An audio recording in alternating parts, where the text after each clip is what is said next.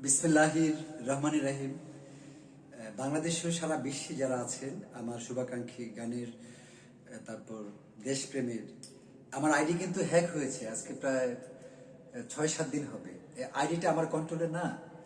আমি ন্যায়ের পক্ষে বলি, অন্যায়ের বিরুদ্ধে কথা বলি, বা গানে অনলাইনে এখন আন্তর্জাতিকভাবে আমি তৃতীয় অবস্থানে আছি। আমার ভিউয়ার্স হলো 1,76,00,000-এর কাছাকাছি। তো বিভিন্নভাবে শত্রুরা আমার আইডিকে কিন্তু হ্যাক করেছে এবং আমার কিভাবে যেন আইডিতে ঢুকে ওরা বিভিন্ন জায়গাতে মেসেজ পাঠাচ্ছে, গেমের মেসেজ পাঠাচ্ছে।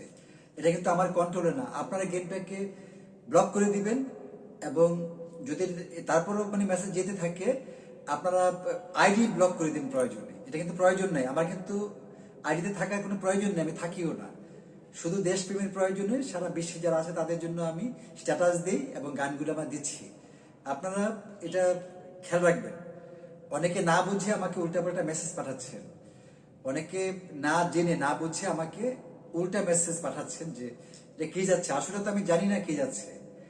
আমি পাসওয়ার্ড পরিবর্তন করলেও কিভাবে যেন হ্যাকাররা ঢুকে গেছে এটা কিন্তু বুঝতে হবে। 7 দিন ধরে আমি বলছি যে আমার আইডি কিন্তু হ্যাক হয়েছে।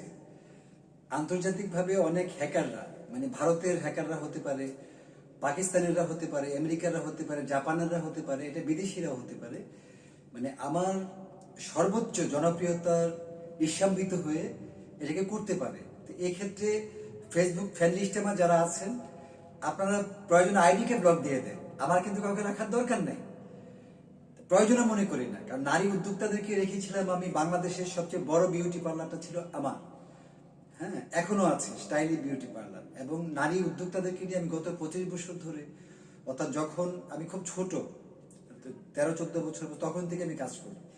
তো এই জন্য দয়া করে রেখেছি। আর এখানে অনেক অসভ্য বর্বর বখাটে নিকৃষ্ট মহিলা আছে,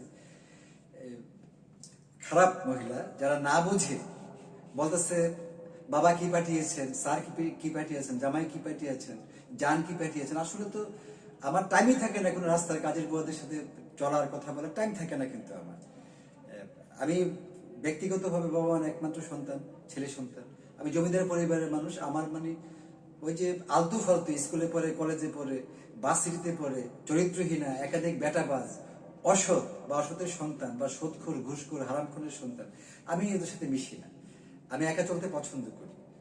আমি প্রথম জীবনে রাজ পরিবারে বিয়ে করেছি। মানসিকভাবে হয়তো সে মৃত বা অসুস্থ, আমি জানি না। তো এরপরে আমি কারোর সাথে যুক্ত হই নাই, হতে যাবও না। কোনো রাস্তাঘাটের মানুষের সাথে মিশতে যাবও না, প্রয়োজন নাই।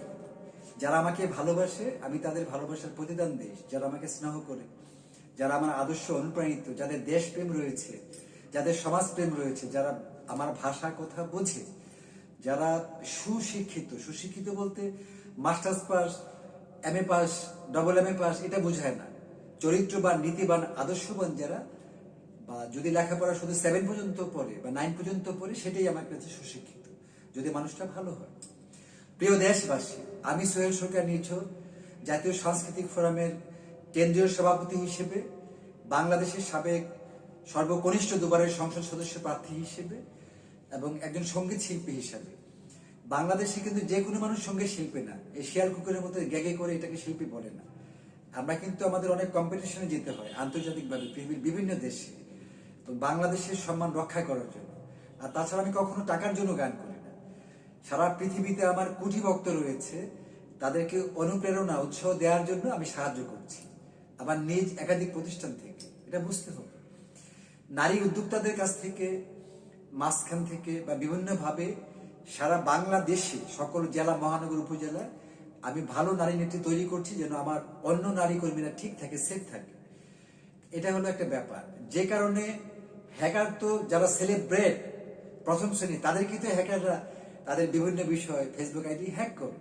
আমার ঘরেও শত্রু রয়েছে, বাইরেও রয়েছে, বিদেশেও রয়েছে। কিছু করার নেই, কারণ আমি ন্যায়ের পক্ষে আছি। খুনি স্বৈরাচারী হাসিনা আমাকে 3বার মন্ত্রিত্ব দিতে চেয়েছিল, 2014, 2018, 2024-এ। আমি তো মন্ত্রী হই নাই। আমার কোনো টাকার লোভ নাই, আমার নেশার লোভ নাই, আমার নারীর লোভ নাই। আমি জীবনে যেই ধরনের মানুষ দেখেছি, বিদেশে থাকা অবস্থায়, ইউরোপে থাকা অবস্থায় সর্বোচ্চ পৃথিবীর সুন্দরী মেয়েদেরকে দেখেছি, তারপর আমার অনুভূতি কাজ করেনি। আমার মা আমাকে সেই শিক্ষা দিয়েছে আমার মা জ্ঞানী মানুষ, আমাদেরকে স্বাধীন হওয়ার জন্য চলার জন্য বলেছে, কিন্তু আমরা ক্ষতিগ্রস্ত না। এই হচ্ছে ব্যাপার। আমার বোনরাও সবাই চরিত্রবান, আমরা স্বাধীনভাবেই চলি, কিন্তু আমরা আলতু ফালতু মানুষের সাথে মিশি না।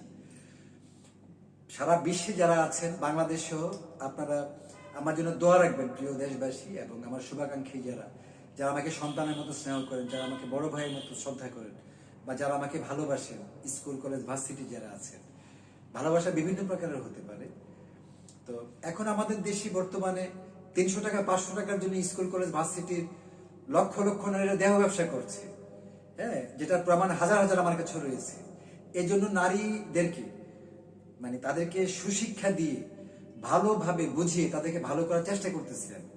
তো এক্ষেত্রে নারীদের মায়েরা, স্কুল কলেজ ভার্সিটির মেয়েদের মায়েরা খারাপ, তাদেরকে ভালো হতে দিচ্ছে না, তাদের নিজের স্বার্থের প্রয়োজনে ভালো হতে দিচ্ছে না। আর বাংলাদেশে আরেকটা শ্রেণী আছে যারা মাদ্রাসায় পড়ে সকাল থেকে রাত পর্যন্ত বসে থাকে, তারা জঙ্গিদের মতো, তাদের কোনো জীবন নাই, যৌবন নাই, কিছু নাই। তারা যদি কেউ বলে মাদ্রাসার শিক্ষকরা মরে যায়, অনুভূতি নাই। ওরা বেশি পথভ্রষ্ট এবং ক্ষতিগ্রস্ত হচ্ছে, ওই ব্যাকল অথর্ব কুশিক্ষিত মানে ছাত্রছাত্রীগুলা। তো গার্জিয়ানদেরকে বলছে, আপনারা সচেতন হন, সারাদিন মাদ্রাসাতে নিজের সন্তানদেরকে নষ্ট করেন না।